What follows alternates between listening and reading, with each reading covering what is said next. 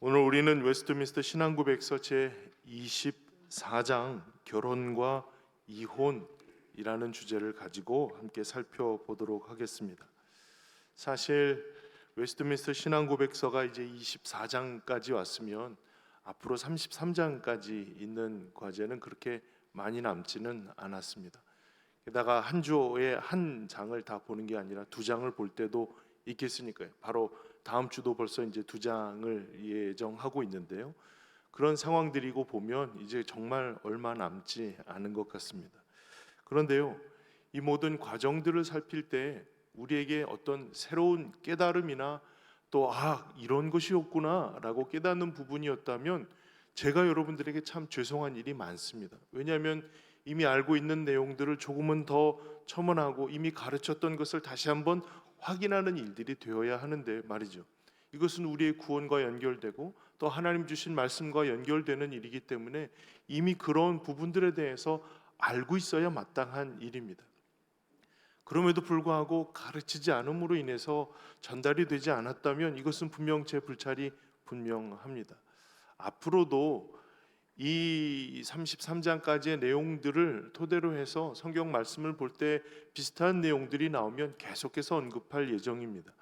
하나님께서 우리들에게 고백하도록 이끌어 주신 이 귀한 신앙의 고백이 날마다 우리가 생각하고 또 기억해야 할 중요한 주제가 되었으면 좋겠습니다. 말씀을 읽을 때마다 또 그 말씀을 접하고 묵상할 때마다 주시는 하나님의 고백이 어떠한 일들이었는지를 늘 생각할 수 있는 기회가 되었으면 좋겠습니다.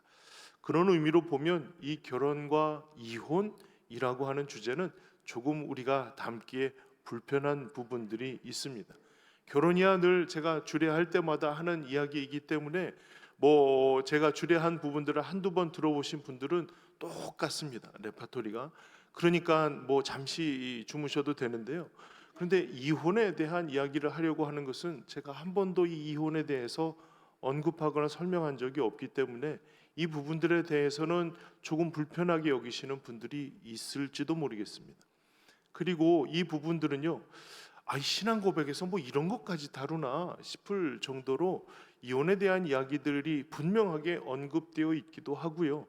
그리고 신앙 고백서에는 있다 하더라도 굳이 이런 예배의 자리에서 이혼에 대한 이야기를 꺼내는 것이 이렇게 마음이 편치 않은 분들이 분명히 있으실 것입니다.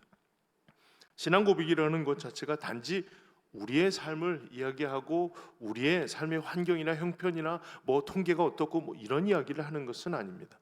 중요한 것은 하나님의 말씀에 뭐라 이르셨는가, 그것을 우리가 어떻게 받는가에 대한 고백이기 때문에 하나님께서 언급하신 내용들, 명령하신 부분들에 대해서 우리는 분명히 그것을 삶에 적용하도록 살펴야 하고, 살피는 과정 속에 비록 우리에게는 조금 불편한 일이라 할지라도 분명하게 깨닫고 알 수 있도록, 그리고 그것에 대하여 분명하게 알리고 가르치도록 그 마음을 준비하는 일들이 중요하기에 부득불 이 내용을 한 주에 다루게 되었다는 점을 양해해 주시면 좋겠습니다.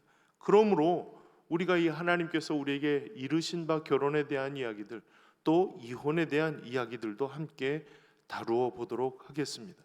그저 하나님께서 주시는 말씀으로 들으시고 그 말씀에 분명하게 반응할 수 있는 우리가 되기를 바랍니다. 먼저 결혼에 대한 이야기입니다. 결혼이라고 표현하지 않고 돕는 배필이라고 표현을 했습니다. 결혼이라고 하는 단지 하나의 예식이나 의식만 생각하실 것 같아서 결혼의 중요한 의미가 되는 주제, 이것은 바로 돕는 배필이거든요. 그것을 함께 살펴보고자 합니다. 첫 인간의 만남은 강렬했습니다. 창세기 2장 23절에 아담이 이르되 이는 내 뼈 중에 뼈요 살 중에 살이라, 이것을 남자에게서 취하였은즉 여자라 부르리라 하리라. 남자에게서 취한 것이라는 사실을 아마도 하나님이 어떻게 일러주셨다는 언급은 사실 없거든요. 그 하와를 아담에게로 데리고 왔는데요, 첫눈에 이 여인이 내 살 중에 살이고 뼈 중에 뼈라는 사실을 직감했던 것 같습니다. 그래서 하나님, 다른 여자가 없을까요?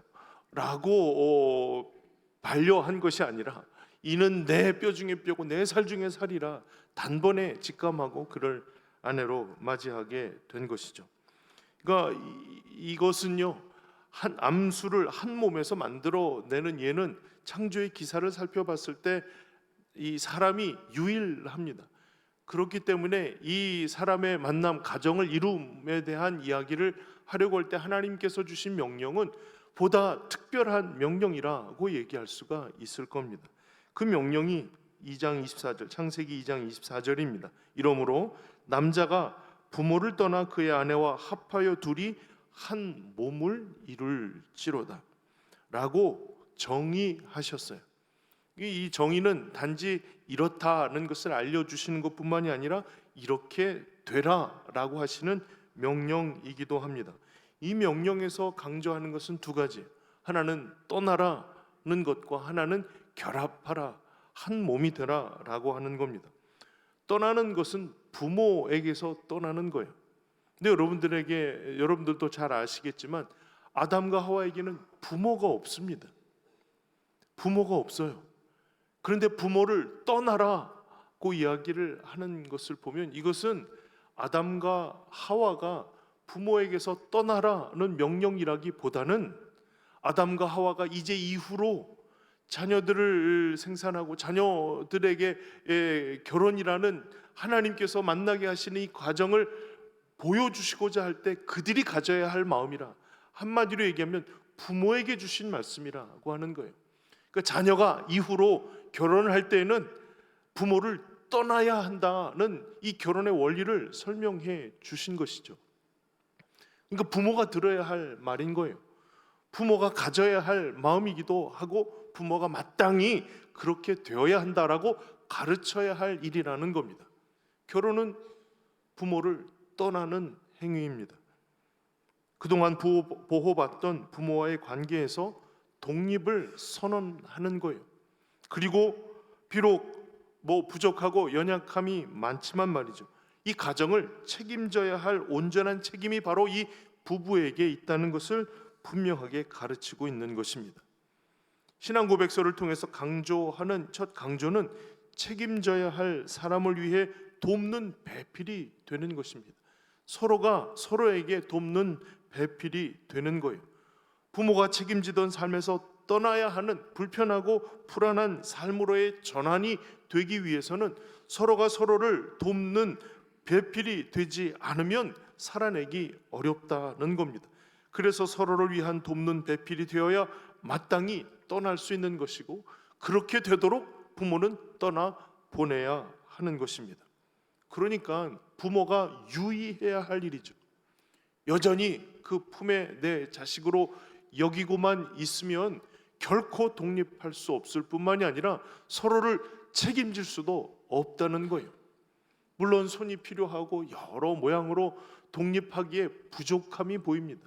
왜냐하면 그 어린 것이 여러분 60이 넘어도 부모의 눈에 보기에는 야, 늘 자조심해라 라고 다녀야 하는 어린아이에 불과한 일이에요. 그럼에도 불구하고 여전히 연약하고 자신의 앞가림도 할 수 없을 것 같은 그 자녀에 대한 부모의 마음은 떠남을 실천해야 한다는 겁니다. 과감하게 떠나 보내야 하는 거예요. 둘이 그 인격을 공유하고 하나님께서 그 가정을 책임지게 하신다는 사실을 분명히 기억하고 이 가정이 하나님 주시는 주님의 마음으로 세워가야 할 부단한 애씀을 위해서 떠나 보내야 하는 겁니다. 혹여라도 눈에 넣어도 아프지 않을 생떼 같은 자식을 누군가에게 떠나 보내는 일들이 여전히 불안하고 때로는 그것이 마음에 차지 않는 부분들이 있을지라도 말이죠, 그 인생은 그 인생 속에 살 수 있도록 떠나 보내야 하는 겁니다. 여기에는 부모님들이 더 많으시기 때문에 제가 주례 때 할 수 없는 이야기들을 여기서 첨언해 드리고 있습니다. 사랑하는 모든 부모님 여러분, 자녀들을 떠나보낼 때 혹 이미 떠나보내신 상황이라 할지라도 말이죠, 잘 떠나보내시기를 위해서 마음에 잘 결단하시고 그 마음을 지금부터 다시 떠나보내는 좋은 연습과 훈련을 행하시기를 부탁을 드립니다. 두 번째는요, 이것이 가능해야 생겨지는 일들이 바로 결합입니다. 하나됨이에요. 둘이 한 몸을 이룰 것을 명령하셨죠. 아담이 하와를 보고 감탄했던 내 뼈 중에 뼈, 살 중에 살이라고 했던 그 살이 바로 몸입니다. 같은 단어예요. 그러니까 이것은 뭐냐면 원래 하나였잖아요. 원래 아담 한 몸에서 갈비뼈를 떼어서 둘로 만드신 거 아닙니까? 분리를 시켜 놓으셨는데요. 그런데 결혼은 그것을 다시 하나로 만드는 일이라는 겁니다. 굳이 그걸 둘로 나눌 이유가 뭐가 있어요? 그런데 홀로 거하는 것이 좋지 못한데 하나님께서 특별히 아담처럼 다른 사람을 만들지 않고 그 안에서 분리하여서 둘을 만드셨는데요, 다시 하나가 되는 게 결혼이라고 알려주신 겁니다. 그래서 합하다는 말은 붙이다는 이야기예요. 서로 합하여 둘이 하나가 되라 라고 하신 것은 그야말로 떨어지지 않도록 잘 붙여 놓으라는 겁니다. 이 붙이기 위해서는 이제는 뭔가 도움이 필요해요. 하나님께서 나누실 때는 도움이 필요 없었는데요, 사람들이 책임지고 자신의 가정을 이루기 위해 하나가 되기 위해서는 노력이 필요한 거예요. 단지 그것이 무엇을 가지고 애써야 하는가, 그 동기가 바로 신뢰라는 겁니다. 신뢰가 있어야 그 가운데 사랑이 계속 이어질 수 있는 거예요. 그 사랑도 그 신뢰를 바탕으로 해서 계속되는 과정이 있는 것이죠. 그러니 하나가 되기 위한 신뢰의 과정은 너무나도 중요한 일입니다. 혹시라도 이 자리에 연애를 하고 또 결혼을 준비하고자 하는 이들이 있다면 그것에 가장 중요하게 여겨야 할 일들은 둘 간의 신뢰를 쌓는 일입니다. 신뢰를 쌓는 일이에요. 이것이 중요하고 소중한 우선되는 경험이 될 수 있을 것입니다. 그러니 이렇게 돕는 배필로 서로가 책임지고 삶을 공유하고 인격을 공유해야 하는 그와 같은 과정 속에서 하나님은 이 가정을 이렇게 이루라라 라고 말씀을 하셨거든요. 근데 신앙 고백서를 통해서는 어떻게 행복한 가정을 이루어야 할 것인가, 여기에 초점을 맞추지 않고 무엇으로 가정을 어떻게 이루어야 하는가에 대한 관점을 가지고 설명하고 있어요. 여기서 설명하고 있는 명령의 두 가지는 이런 겁니다. 일부일처라는 원칙이에요. 일부일처, 한 제압이 한 어미가 되는 것이죠. 그 남편과 부인을 이야기하려고 할 때에는 이것은 숫자적으로도 한 명이라고 하는 것이고 남자와 여자의 결합을 의미하는 일이에요. 그 외에 하나님이 허락하신 가정의 형태는 없는 거예요. 그런데 우리가 성경을 보면 다윗도 그렇고 아브라함도 그렇고 말이죠, 한 명이 여러 아내를 거느리게 되는 과정들을 보잖아요. 때로는 뭐 성경에서는 제가 잘 모르겠습니다만은 한 아내에 여러 남편을 둔 그런 과정들도 있습니다. 그러니까 그런 것은 과연 어떻게 해석해야 되느냐, 특히 뭐 다윗을 놓고 왜 부인을 그렇게 많이 뒀느냐라고 언급하시는 것은 없잖아요. 오히려 첫 번째 부인이 아닌 그 다른 부인을 통해서 솔로몬을 왕위를 잇게 하는 과정들을 보면 하나님이 이거 허용하시는 거 아닌가 라고 생각될 때가 있습니다. 그러나 성경적인 원칙에서는 한 남편의 한 아내예요. 그것을 어떻게 알 수 있냐면 창세기 2장 24절, 조금 아까 우리가 읽었던 이러므로 남자가 부모를 떠나 그의 아내와 합하여 둘이 한 몸을 이룰지니라. 이 말에 등장하는 모든 단어는 단수입니다. 그러니 한 남자가 부모를 떠나서 한 여자와 서로가 하나가 되는데 이 둘이라고 할 때 그 둘을 제외한 모든 단어가 단수입니다. 그러니까 한 여자와 한 남자가 부모를 떠나서 그 둘이 하나가 되는 거예요. 그러니 하나님께서 첫 원리로 말씀하셨던 일들은 한 남자의 한 여자의 결합이라는 겁니다. 이것 외에 하나님께서 인간에게 말씀하신 다른 혼인에 대한, 결혼에 대한 법칙은 없는 겁니다. 그러니 이것을 원칙으로 해서 디모데전서 3장 2절에 감독의 자격을 얘기할 때에도 감독을 책망할 것이 없으며 한 아내의 남편이 되는 사람이어야 한다. 한 아내의 남편임을, 그 자격을 적시하고 있습니다. 이것이 원래 우리에게 주셨던 하나님의 뜻이고 하나님께서 말씀하신 그 가정의 원리라고 하면, 지금 현재에 와서는 많은 부분들이 부딪히고 있기도 하고, 또 여러 면에서 그 원리에 대한, 하나님의 뜻에 대한 색다른 해석을 하는 일들도 간혹 있게 됩니다.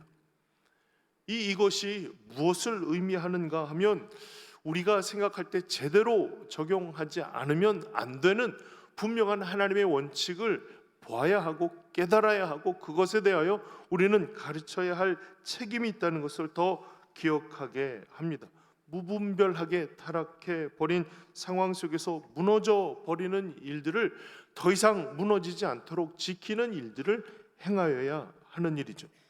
사랑하는 성도 여러분, 중요한 것은 한 아내와 한 남편이 서로 간에 돕는 배필이 되어 하나님께서 우리에게 말씀하신 귀한 가정을 이루는 것이 하나님께서 우리에게 말씀하신 원리입니다.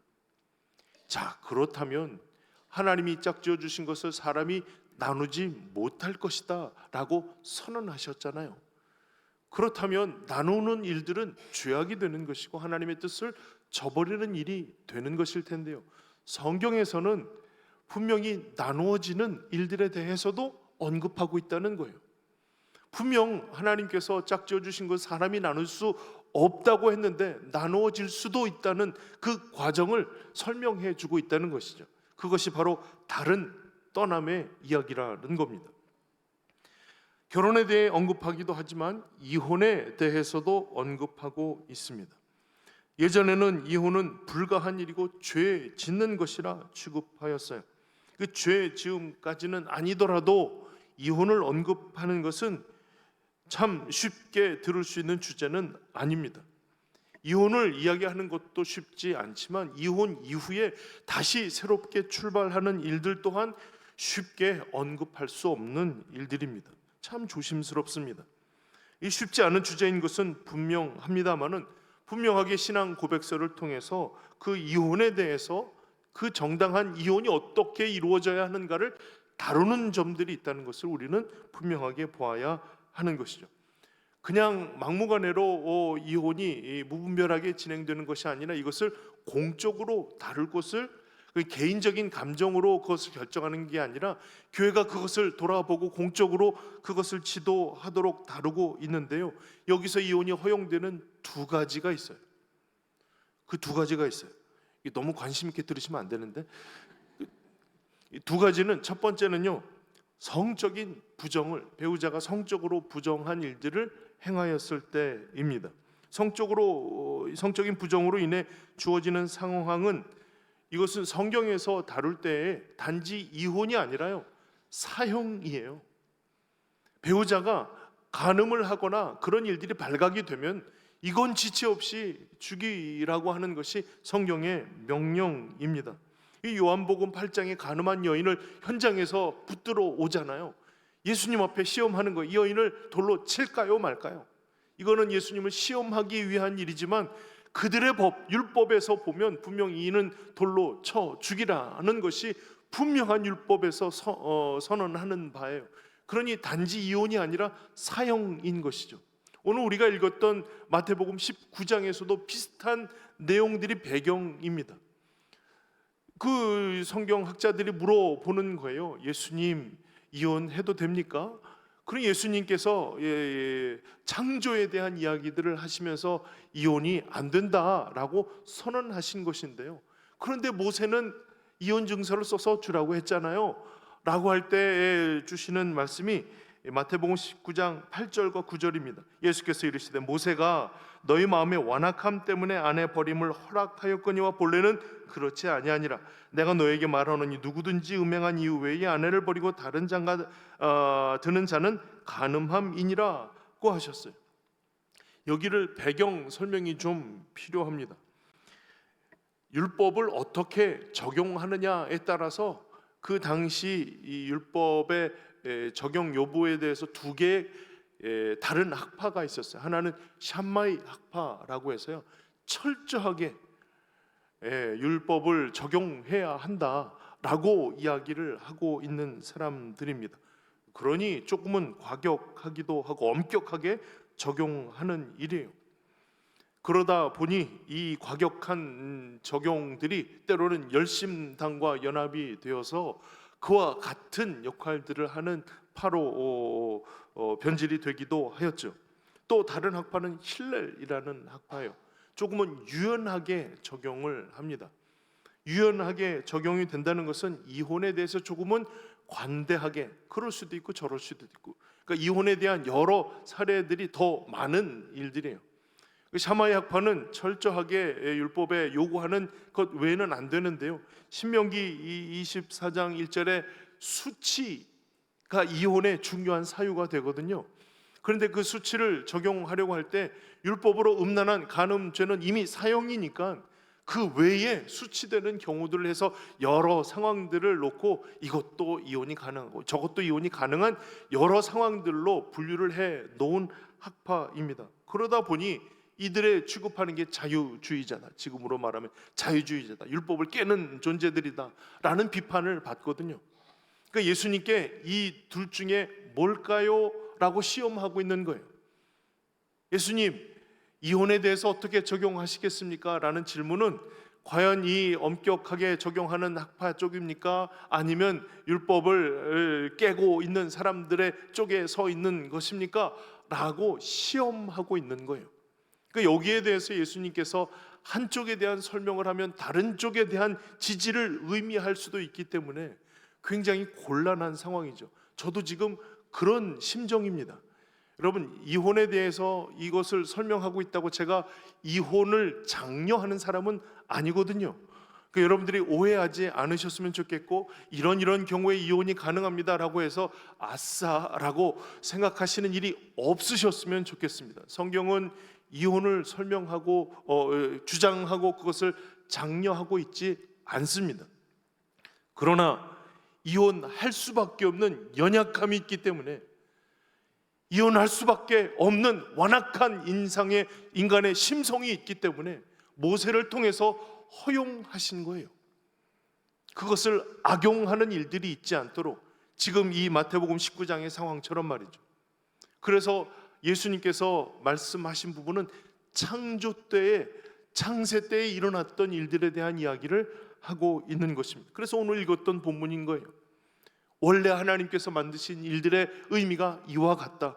모세는 너희들의 마음이 완악하기 때문에, 거기에 미치지 못하기 때문에 주어지는 피난길, 피할 길 정도라 보아야 한다라고 가르쳐 주신 일들이죠. 그와 같은 일들이 바로 성적인 부정을 통해서 일어나게 된 일입니다. 그리고 또 한 가지, 이혼에 대한 이야기를, 합법적으로 이혼에 대한 이야기를 하려고 할 때에 두 번째 과정은 유기입니다. 유기. 제가 홈페이지에 올려놓은 결혼과 이혼에 대한 이야기는 이렇게 되어 있습니다. 인간은 부패한 관계로 하나님이 결혼을 통해 하나로 합해 주신 관계를 깨뜨리기 위해 여러 가지 논리를 내세우는 경향이 있다. 하지만 교회나 국가 공직자들이 도무지 해결할 수 없을 정도로 완고하게 배우자를 버리겠다고 주장할 때, 이게 바로 이제 유기에 대한 부분이에요.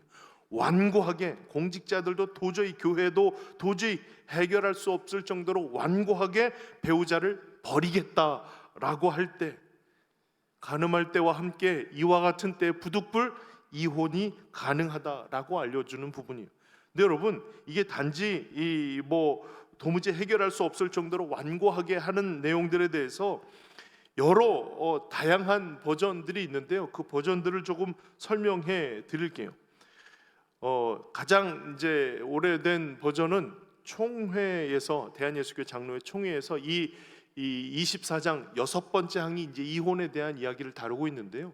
과연 우리 총회가 어떠한 입장이어야 하는가, 이 6번째 질문에 대해서 제대로 된 해석을 해주세요라고 누가 질문을 해서 거기에 대해서 신학자들이 그동안 유료했던 신학자들이 그 부분에 대해서 해석해서 올린 내용들의 이와 같습니다.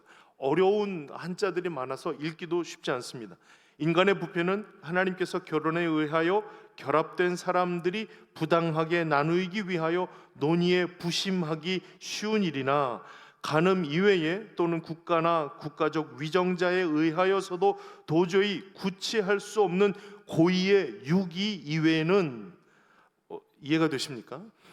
또 읽으면서도 잘 모르겠어요. 어떤 사항도 결혼의 결합을 해소할 만한 충분한 이유가 되지 못한다. 또 이후에 신학자들이 조금은 더 유하게 번역한 내용입니다. 인간의 마음은 부패한 까닭에 하나님께서 결혼을 통해서 짝지어 주신 사람들을 갈라놓기 위하여 부당하게 이혼 사유를 캐내는 경향이 있지만 간음 또는 교회나 세상의 법률에 의해서도 결코 어떻게 할 수 없는 고의적인 별거 외에는 어떠한 것도 이혼을 위한 충분한 사유가 될 수 없다. 이것이 조문을 해석해서 우리가 고백할 수 있도록 만든 일들 속에 일어난 일들입니다. 여러 내용들이 있고 또 그 의미가 달라질 수 있지만 성적인 부정함들을 통해서 분명히 이혼 사유가 된다라고 결정한 부분들이 있고요. 두 번째가 바로 이 유기에 대한 부분입니다. 돕는 배필에 책임 있는 그 관계를 저버리는 행위를 의미하는 것이죠. 이게 바로 유기의 대표적인 상황이고 돕는 배필로서 책임을 다하지 않는 일이라고 할 수가 있습니다.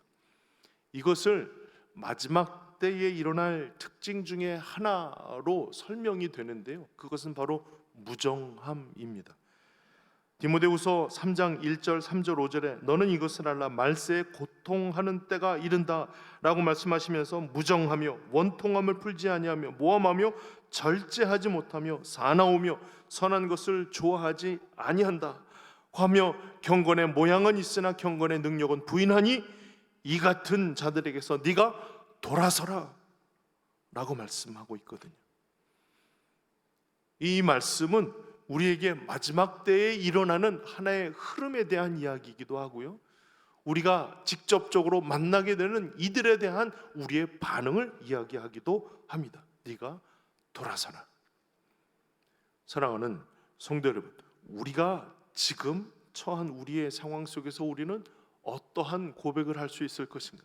지금까지 그 조문에 따른 여러 내용들을 살펴봤다면 그럼 나는 어떻게 고백하고 지금 나는 이 한 몸과 떠남의 고백을 위하여 어떤 마음을 가질 수 있을 것인가를 생각해 보아야 하겠습니다.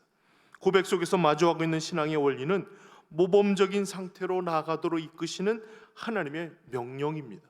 하나님께서 만나게 하시고 또 그들을 서로를 신뢰함으로 그 관계를 유지하도록 하시는 모범적인 하나님의 일들이 바로 우리에게 주신 명령이라고 하는 것이죠.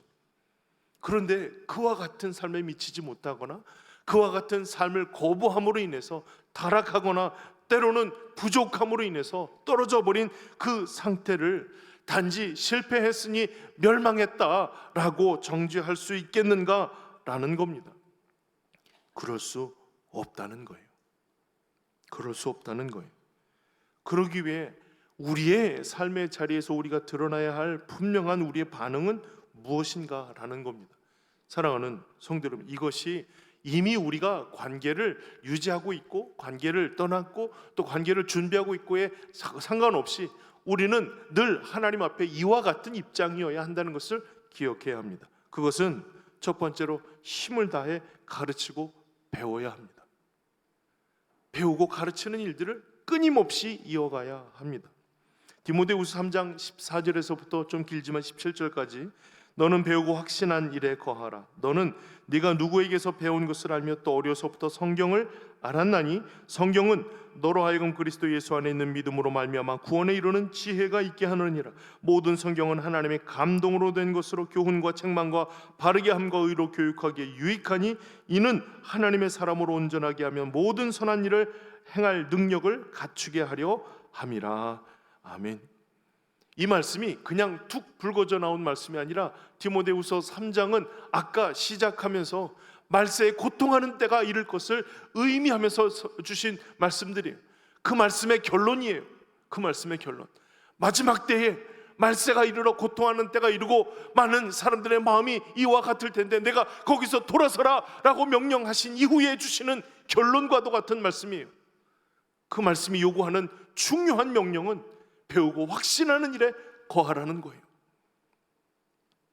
제대로 돌아서기 위해서, 제대로 나아가기 위해서, 제대로 붙들기 위해서 배우고 확신하는 일에 거해야 하는 거예요. 뭘 배우고 뭐에 대한 확신이에요? 성경은 하고 말씀하고 있잖아요. 그러니 성경에 대해서 우리는 분명한 가르침의 의미들을 깨닫고 그것을 날마다 확신하는 일에 거하도록 묵상하는 일들을 멈추어서는 안 되는 것이죠. 이것이 우리의 삶의 처지와 형편이 어디까지 이르렀든지 말이죠, 여전히 하나님이 나에게 주시는 말씀, 여전히 나로 하여금 선택하고 여전히 나로 하여금 결단해야 할 일들이 무엇인지를 알게 해주시는 하나님의 음성을 따르는 일들이 오늘도 우리에게 중요하고 의미 있는 일이라는 겁니다. 배우고 확신하는 일에 거해야 할 이 말세에 고통하는 때가 이르렀을 때에 우리에게 제대로 된 하나님의 유익한 결론을 얻기 위해서 배우고 확신하는 일에 거하는 주의 귀한 성도들 되시기를 주의 이름으로 축원합니다. 두 번째는요, 본이 되어야 합니다. 우리에게 주신 말씀은요, 그 말씀대로 순종함으로 나아가는 일들의 좋은 본 되도록 우리에게 주시는 의미거든요. 그러니 세우시는 하나님의 뜻대로 좋은 본이 되어야 합니다. 성경의 말씀은 우리 인생의 교과서입니다. 인생의 교과서예요. 그 말씀들이 우리의 모든 삶에 주시는 교훈이고 그 교훈을 따라 살도록 우리에게 주신 하나님의 명령이죠. 교과서예요. 그러면 앞선 이들의 삶은 교과서가 어떻게 삶이 되는지를 알려주는 지침서 같은 겁니다. 좋은 본이 된다는 것은 이 말씀이 삶으로 바뀌어지는 중요한 과정을 보여주는 지침서예요. 그래서 이 말씀이 나와 무슨 상관이 있고 이 말씀을 내가 어떻게 실천해야 하는가 알 수 있는 좋은 본이 그 지침서가 되어서 이렇게 사는 거야, 이렇게 나아가는 거야, 이렇게 결단하는 거야 라는 것을 알려주는 지침서가 되는 것이죠. 아름다운 본으로 삶을 이어갈 수 있는 주님의 앞선 자들로 세워지기를 주의 이름으로 축원합니다. 마지막으로요, 결혼을 통해서도 그렇지만 이혼을 통해서도 정죄할 것이 없습니다. 이혼을 말함이 장려를 하는 것은 아니에요. 아까 마태복음 19장에서 이야기처럼 말이죠. 행복한 결혼 생활들을 말씀하신 것은 하나님께서 우리로 하여금 기대하셔서 말씀해 주시는 모범적인 사례입니다. 하지만 정당한 이혼 또한 하나님께서 미치지 못하는 영혼들을 긍휼히 여기셔서 주시는 피할 길이에요. 그 피할 길은 결코 우리가 살아가야 할 정식의 삶은 아니라 여겨진다 할지라도 말이죠, 이것을 가지고 정죄할 도구를 삼아서는 안 된다라고 하는 겁니다. 성경에서 이혼에 대해 강력하게 도전하는 일들은 때로는 우리의 삶에 잘못한 것들에 대해 정죄하시는 것처럼 죄책감을 가지고 살아가는 이들이 있습니다. 때로는 합당한 결정을 하게 된 것으로 인해서도 그 마음에 깊은 죄책감을 갖게 되는 경우도 생깁니다. 유교 나라에서 생각할 수 있는 여러 상황들이 때로는 한 사람의 정당한 결정을, 합당한 결정을 무시하거나 때로는 그것을 정죄하는 일들도 생기게 됩니다. 그럼에도 불구하고 본으로 나타내기 어려운 결정을 하였다라고 하는 사실이 때로는 그 마음을 무겁게 짓눌기도 할 것입니다. 그러나 분명한 것은 이것은 정죄의 대상이 될 수 없는 일입니다. 마태복음 19장에 이것을 통해서 정죄하기 위한 주님의 도구로 사용하신 것이 아님을 분명히 기억해야 하고요. 요한복음 8장에 간음하다 현장에서 붙들려온 여인에 대해서도 예수님은 분명하게 선언하셨어요. 내가 너를 정죄하지 않는다. 내가 너를 정죄하지 않는다. 사형이 마땅하다고 여겨지는 여인에게 정죄하지 않는다는 것이 예수님의 답이었어요. 그리고 그 여인에게 가서 다시는 죄를 범하지 말라 교훈하셨죠. 이 교훈이 오늘날 살아가는 우리들에게 중요한 교훈이 되어야 할 것입니다. 정죄가 답이 아니라 다시는 죄를 범하지 않는 삶이 교훈입니다. 이혼이 죄를 짓는 것은 아니라 하였으니 다시는 되풀이하지 않을 후회의 삶이 되지 않기를, 후회하는 그 마음이 아픈 삶을 반복하지 않기를 위해 우리는 제대로 된 출발들을 하나님 말씀 안에서 우리의 삶을 돌아보며 하나하나 다시 시작할 기회를 가져야 한다는 겁니다. 하나님이 짝지어 주신 것을 사람이 나누지 못한다는 말씀과 떠나보내라 라고 하시는 말씀이 공존하는 것은 인간의 연약함과 긍휼함에 대한 하나님의 마음입니다. 비록 피할 길이 우리가 권할 길은 아니라 할지라도 말이죠, 하나님께서 우리로 하여금 그 피할 길에 나오는 영혼들에 대하여 결코 정죄함이 아니라 교훈을 얻고 우리의 모든 삶을 진지하게 다시 한번 생각할 기회로 삼아 하나님이 주시는 하나님의 마음에 합당한 삶을 위하여 최선을 다해야 하는 삶을 결단하는 일들이 필요하다는 겁니다. 사랑하는 성도 여러분, 우리는 돕는 배필이 되기 위한 최선을 다해야 할 의무가 있는 사람들이에요. 그런 가정을 이루어 가기 위해서 준비하고 기도하는 일들 속에 있습니다. 이와 같은 과정 속에서 하나님 안에서 어떻게 시작하고 어떻게 준비하고 어떻게 이어가야 하는가에 대하여 책임 있는 믿음의 사람들을 온전히 살아내시기를 주의 이름으로 축원합니다. 물론 진지하지 않게 시작한 관계도 있을 수 있어요. 감정적으로나 혹은 이해관계로 인해서 시작된 관계가 있을 수 있습니다. 멀리 보지 않고 언젠가는 헤어질 수도 있다는 생각을 가지고 합하여진 사람들도 있을지도 모르겠습니다. 너무나도 복잡해진 현대의 삶의 자리에서 진정한 본이 되고 돕는 배필로서의 진지한 고민을 가지고 하나님의 뜻을 구하며 준비한 일들은 때로는 여러 상황들, 여러 환경들 속에서도 충분히 이 모든 상황들을 견디고 일어설 수 있는 능력 있는 삶의 모습들을 우리에게 허락해 주시는 그런 은혜를 받을 수도 있을 것입니다. 사랑하는 성도 여러분, 오늘 우리는 좀 쉽지 않은 이야기들을 하면서 때로는 우리들의 마음속에 하나님이 우리에게 맡기신 중요한 명령과 의미들을 생각해야 할 것입니다. 그리고 진지하게 우리의 모든 관계와 우리로 하여금 얻게 하시는 귀한 가정에 합당한 일들이 어떠한 일들인지를 분명하게 깨닫고 배우고 확신하는 일에 거할 수 있도록 주시는 하나님의 마음으로 분명한 하나님의 뜻을 구하는 믿음의 삶을 이어갈 수 있도록 주님이 우리의 마음을 위로해 주시고 은혜와 능력을 더하여 주시고 나아갈 길을 열어 주시는 은혜를 경험하기를 주님의 이름으로 축원합니다.